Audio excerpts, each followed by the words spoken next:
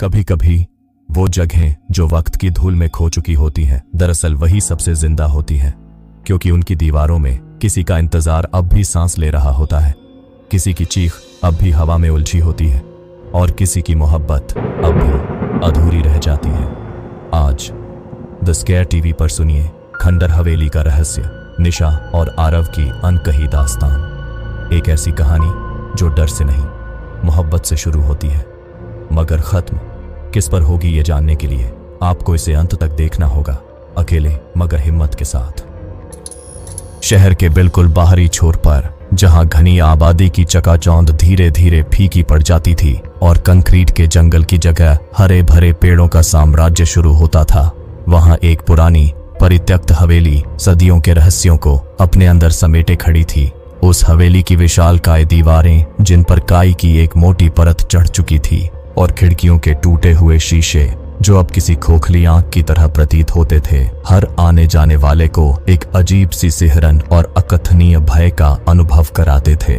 सूरज की अंतिम किरणें जब उस हवेली के ऊपरी हिस्से पर पड़ती थीं, तो ऐसा लगता था मानो स्वयं समय भी वहां ठहर गया हो और एक अजीब सी खामोशी उस पूरे इलाके को अपने आगोश में ले लेती थी, जिसे केवल जंगली जानवरों की आवाजें या दूर से आती हवा की सरसराहट ही भंग कर पाती थी।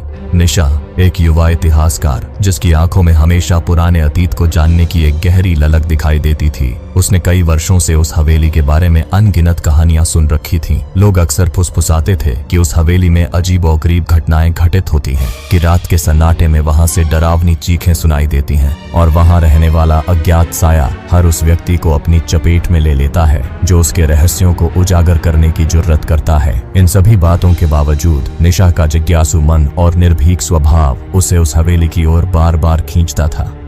उसे लगता था कि इस खंडहर में इतिहास का कोई अनमोल टुकड़ा छिपा है, जिसे उजागर करना उसका कर्तव्य था, और शायद यही सोच उसे उस अज्ञात भय के पार ले जाने की हिम्मत देती थी। एक बरसाती दोपहर, जब आसमान में गहरे काले बादल मंडरा रहे थे और हवा में अजीब सी नमी महसूस हो रही थी, निशा ने अंततः उस हवेली के भीतर जाने का निर्णय लिया। उसके साथ उसका सबसे अच्छा दोस्त आरव था, जो एक प्रतिभावान फोटोग्राफर था और जिसका कैमरा हमेशा कहानियों को कैद करने के लिए तैयार रहता था। आरव थोड़ा संशय में था, क्योंकि उसने भी उस हवेली के बारे में कई भयावह कहानियां सुन रखी थीं, लेकिन निशा के अडिग निश्चय और उसकी आंखों में दिखने वाली चमक ने उसे साथ आने के लिए विवश कर दिया था। वह जानता था कि निशा अपने इरादों की पक्की थी और उसे अकेले जाने देना खतरे से खाली नहीं था।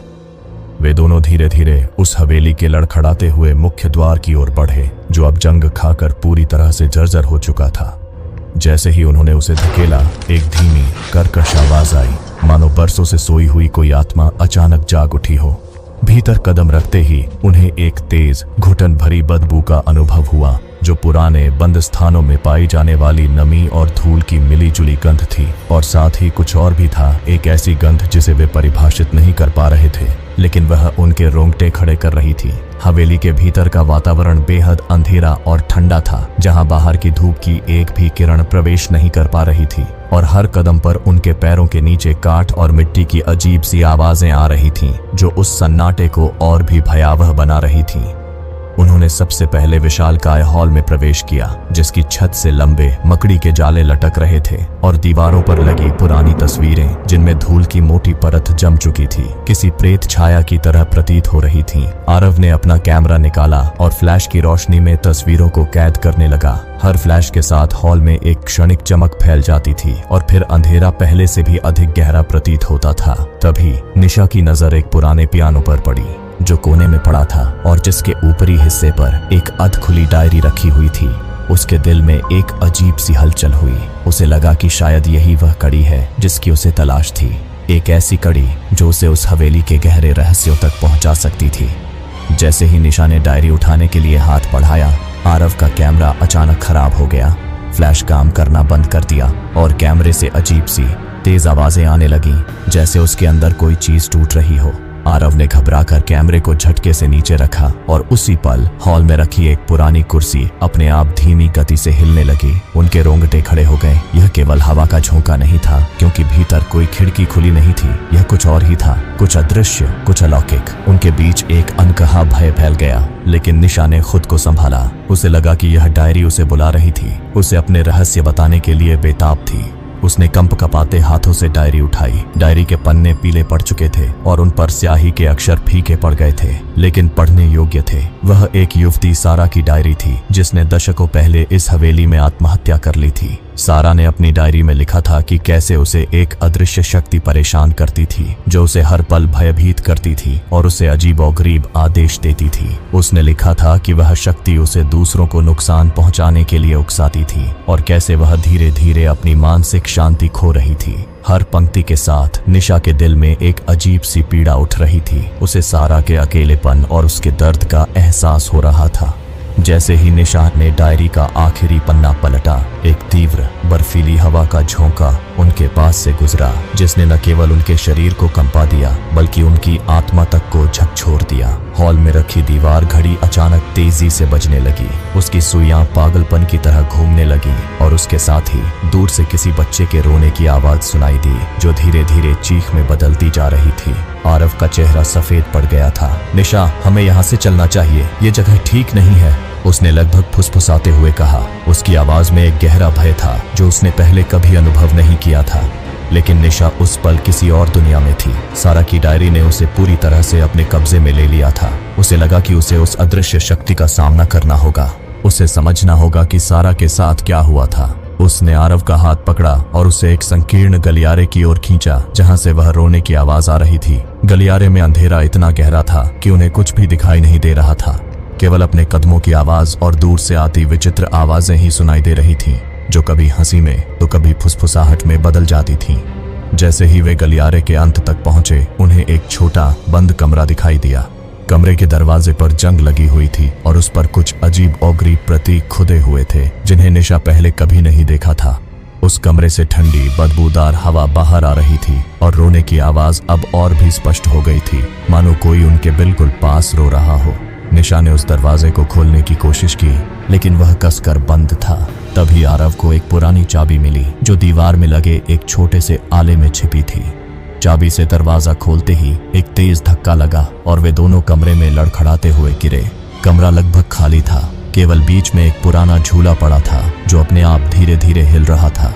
झूले पर एक छोटी सी गुड़िया बैठी थी, जिसकी आंखें कांच की बनी हुई थीं और जो उन्हें घूर रही थी। कमरे की दीवारों पर खरोंचों के निशान थे, जैसे किसी ने अपने नाखूनों से उन्हें खरोंचा हो, और बीच बीच में बच्चों की अजीब अगरीब पेंटिंग्स बनी हुई थीं, जो विकृत चेहरों और काले बादलों को दर्शाती थीं। वह रोने की आवाज अब पूरी तरह से बंद हो चुकी थी, लेकिन उसकी जगह एक धीमी भयानक फुसफुसाहट सुनाई दे रही थी, जो कमरे के हर कोने से आती महसूस हो रही थी। आरव के हाथ पैर ठंडे पड़ गए थे। निशा, यह भूतिया जगह है, यहाँ कोई आत्मा है, हमें तुरंत निकलना होगा। उसकी आवाज कांप रही थी, लेकिन निशा ने ध्यान से उस गुड़िया को देखा। उसे लगा कि इस गुड़िया में ही कोई रहस्य छिपा है। उसने धीरे से गुड़िया को उठाया। जैसे ही उसने गुड़िया को अपने हाथ में लिया, कमरे का तापमान अचानक गिर गया और दीवारों पर बने निशान और भी गहरे होने लगे। दीवारों पर लगे पुराने फीके पड़े खून के धब्बे भी दिखाई देने लगे, जो अब तक अंधेरे में छिपे हुए थे। अचानक गुड़िया की आंखें तेजी से घूमी और उसके मुंह से एक विकृत भयानक आवाज निकली, जो किसी बूढ़ी औरत की हंसी और किसी बच्चे की चीख का मिश्रण थी। वह आवाज इतनी तेज थी कि उनके कानों में दर्द होने लगा और ऐसा लगा मानो कमरा ही कांप रहा हो। उसी पल कमरे की एकमात्र खिड़की, जो बंद थी, अचानक तेजी से खुली और बाहर से एक तेज हवा का झोंका कमरे में घुसा, जिससे वहां का सारा सामान बिखर गया। निशा के हाथ से गुड़िया छूट गई और वह जमीन पर गिरी। जैसे ही वह गिरी, कमरे की सारी लाइटें बुझ गईं और वे घने अंधेरे में डूब गए। अब उन्हें केवल एक अंधेरी ठंडी उपस्थिति का अनुभव हो रहा था, जो उनके चारों ओर मंडरा रही थी। आरव ने अपनी जेब से फोन निकाला और उसकी फ्लैशलाइट जलाने की कोशिश की, लेकिन फोन अचानक गर्म हो गया और उसकी स्क्रीन पर अजीबोगरीब चिन्ह बनने लगे। यहाँ से भागो निशा, आरव ने चिल्लाया। उसकी आवाज में अब पूरी तरह से दहशत थी। तभी निशा को लगा कि किसी ने उसके कंधे पर बर्फीले हाथों से छुआ है। उसने मुड़कर देखा, लेकिन उसे कुछ दिखाई नहीं दिया। केवल एक अंधेरी छाया थी, जो कमरे के एक कोने में खड़ी थी और धीरे धीरे उनकी ओर बढ़ रही थी। उस छाया से एक अजीब सी बदबू आ रही थी, जो सड़ी हुई लाशों की गंध से भी ज्यादा भयानक थी। निशा ने खुद को संभाला। उसे एहसास हुआ कि यह वही अदृश्य शक्ति थी जिसने सारा को परेशान किया था। उसने डायरी का आखिरी पन्ना याद किया जहां सारा ने लिखा था कि यह शक्ति केवल उसे ही छू सकती है जो डरता है, और यह प्यार और साहस से दूर भागती है। निशा ने गहरी सांस ली और अपने मन में एकमात्र चीज पर ध्यान केंद्रित किया, आरव की सुरक्षा। नहीं, हम नहीं डरेंगे, निशा ने चिल्लाकर कहा। उसकी आवाज में अदम्य साहस था। तुम हमें नुकसान नहीं पहुंचा सकती। जैसे ही उसने ये शब्द कहे, उस अंधेरी छाया में एक झटके से बदलाव आया। वह थोड़ी पीछे हटी। आरव ने भी हिम्मत जुटाई और निशा का हाथ कसकर पकड़ लिया। उन्होंने महसूस किया कि उनके बीच का बंधन और प्यार उस भयानक शक्ति से भी ज्यादा मजबूत था। हम एक साथ हैं, तुम हमें अलग नहीं कर सकती, आरव ने भी पूरे विश्वास से कहा। उनके साहस भरे शब्दों का उस छाया पर अजीब असर हुआ। वह धीरे धीरे कमजोर पड़ने लगी। उसकी आकृति धुंधली होती गई और अंततः वह पूरी तरह से गायब हो गई, जैसे कभी वहां थी ही नहीं। कमरे में फिर से रोशनी लौट आई। हालांकि वह धीमी और डरावनी थी, लेकिन अंधेरा अब नहीं था। झूले पर रखी गुड़िया भी अपनी जगह पर शांति से पड़ी थी और दीवारों पर लगे खून के धब्बे भी फीके पड़ गए थे। वे दोनों एक पल के लिए वहीं खड़े रहे, पूरी तरह से थके हुए लेकिन सुरक्षित। उन्होंने एक दूसरे की ओर देखा। उनकी आंखों में डर के साथ साथ एक जीत की चमक भी थी। उन्हें एहसास हुआ कि सबसे बड़ा डर सिर्फ हमारे मन में होता है, और अगर हम हिम्मत और प्यार से उसका सामना करें तो कोई भी बुरी शक्ति हमें हरा नहीं सकती। वे धीमी गति से, बिना एक शब्द बोले, उस हवेली से बाहर निकले। बाहर निकलकर उन्होंने एक गहरी सांस ली, जैसे उन्होंने अभी अभी एक नए जीवन में प्रवेश किया हो। उस दिन के बाद निशा ने उस हवेली में फिर कभी कदम नहीं रखा, लेकिन सारा की डायरी उसने अपने पास सहेज कर रखी। वह डायरी अब सिर्फ एक इतिहास का दस्तावेज नहीं थी, बल्कि साहस, प्रेम और एक ऐसी लड़ाई की गवाही थी जो अदृश्य शक्तियों से लड़ी गई थी और जहां इंसानी जज्बे की जीत हुई थी। उस दिन निशा और आरव ने सिर्फ एक रहस्य नहीं सुलझाया था, बल्कि उन्होंने अपने जीवन का एक गहरा सबक भी सीखा था कि प्रेम और साहस ही वे दो शक्तियां हैं जो हमें किसी भी अंधेरे और भयावह स्थिति से बाहर निकाल सकती हैं। उस रात के बाद जब निशा और आरव एक दुनिया से वापस लौटे जो अब भी उनके भीतर कहीं गूंजती थी, एक ऐसी दुनिया जहां दीवारें सिर्फ ईंटों से नहीं बनी थीं, बल्कि चीखों, यादों और उन घावों से बनी थीं जो समय की धूल में कहीं छिप गए थे। तब से उनके जीवन की दिशा बदल चुकी थी। बाहर से वे वही थे, वही हंसते, बोलते, अपने काम में मशगूल रहने वाले दो इंसान, लेकिन भीतर कुछ था जो बदल गया था, जैसे किसी ने उनकी रूह को हल्के से छूकर कुछ ऐसा सौंप दिया हो जो न मिटता है न भूला जाता है। निशा, जो पहले इतिहास को किताबों के पन्नों और दीवारों की दरारों में खोजती थी, अब उसे लोगों की आंखों में, उनके खामोश चेहरों में और हर उस दरवाजे के पीछे महसूस करने लगी थी जो दशकों से बंद पड़ा था। और आरव, जिसने कैमरे को सिर्फ तस्वीरें खींचने का औजार माना था, अब उसकी हर क्लिक जैसे आत्माओं की दस्तक बन गई थी। हर छवि के पीछे कोई कहानी, कोई साया, कोई रहस्य उसे ताकता सा लगता।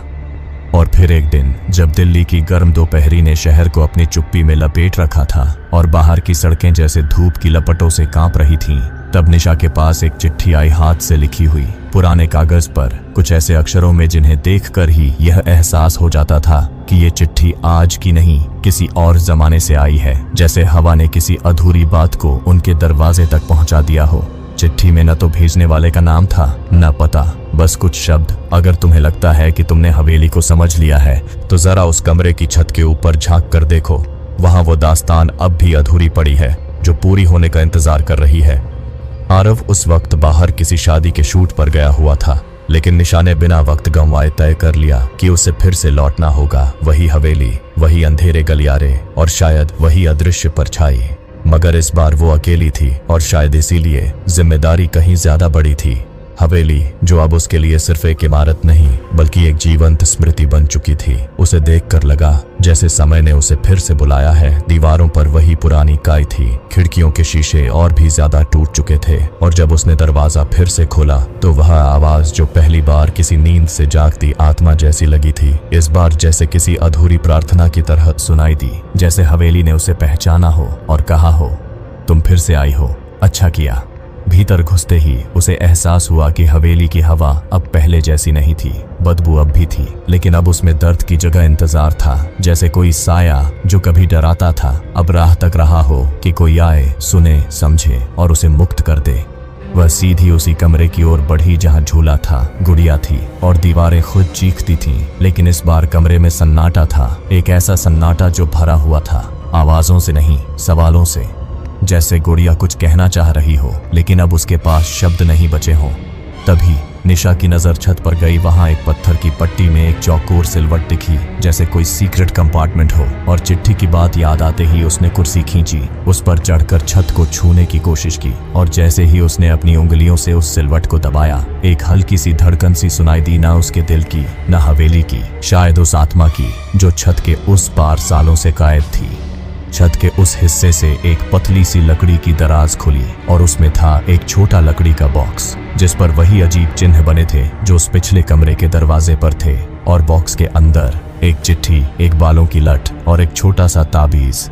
चिट्ठी शायद सारा की माँ की थी, जिसने अपनी बेटी की हालत देखकर एक तांत्रिक से संपर्क किया था और उसे ये ताबीज देकर कहा गया था कि अगर वो इस हवेली में उस शक्ति से अपनी बेटी को बचाना चाहती है तो इस ताबीज को उसी कमरे में, उसी झूले के नीचे दबा दे जहां सारा सबसे ज्यादा वक्त बिताती थी। लेकिन सारा की माँ ऐसा कर न सकी। क्यों? ये चिट्ठी नहीं बताती थी, लेकिन शायद डर की वजह से, या शायद उस शक्ति ने उसे ऐसा करने नहीं दिया। निशा ने अब तय कर लिया था इस बार वो उस ताबीज को वहां रखेगी, सारा की आत्मा के लिए, ताकि जो दास्तान अधूरी थी वो पूरी हो सके। झूले के नीचे जमीन अब भी वैसी ही थी, ठंडी, सीली और उस गंध से भरी हुई जो मिट्टी की नहीं, यादों की थी। मगर इस बार जब निशा ने अपने घुटनों पर झुककर उस जमीन को छुआ तो उसे लगा जैसे जमीन ने उसके हाथों को अपने भीतर समेट लेना चाहा हो, जैसे वो चाह रही हो कि कोई आए और उसकी छाती से वो बोझ उठा ले जो बरसों से किसी अनदेखी टीस की तरह वहां दबा पड़ा था। उसने ताबीज को हाथ में लिया और बेहद नरमी से झूले के ठीक नीचे की मिट्टी कुरेदनी शुरू की।